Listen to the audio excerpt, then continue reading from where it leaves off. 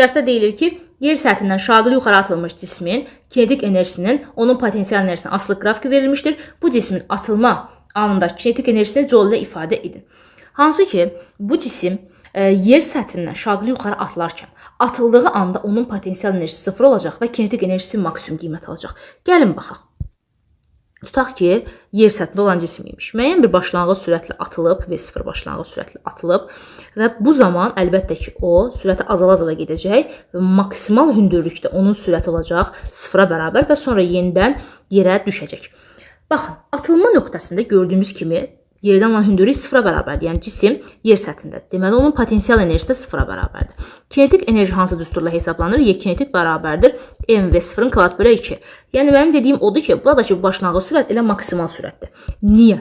Çünki yuxarıya doğru atılanda cismin hərəkəti bərabər yavaşlayan hərəkətdir. Sürəti get-gedə azalır. Deməli, onda birinci haldakı, yəni atılma anındakı sürət maksimumdur və sonra getdikcə azalır və ən sonda, yəni maksimal hündürlükdə sürət olur 0-a bərabər.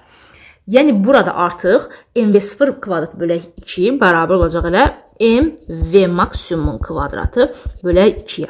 Və burada tam enerji biz bilirik ki, kinetik və potensial enerjinin cəminə bərabərdir. Potensial enerji 0-a getdiyindən, deməli artıq burada tam enerji elə kinetik enerjiyə bərabər olacaq. Atılma anındakı kinetik enerjiyə.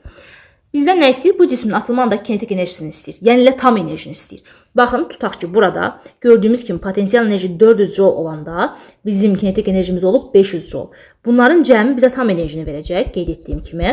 Yəni, Y kinetik üstə gələk Y potensial bizə tam enerjini verir. 500 üstə gələk 400 bizə verir 900 joule. Elə bizə də lazım olan tam enerjini tapmaq idi. Yəni, atılma anındakı kinetik enerji tam enerjiyə bərabər idi. Ona görə buradakı cavab olacaq 900 joule.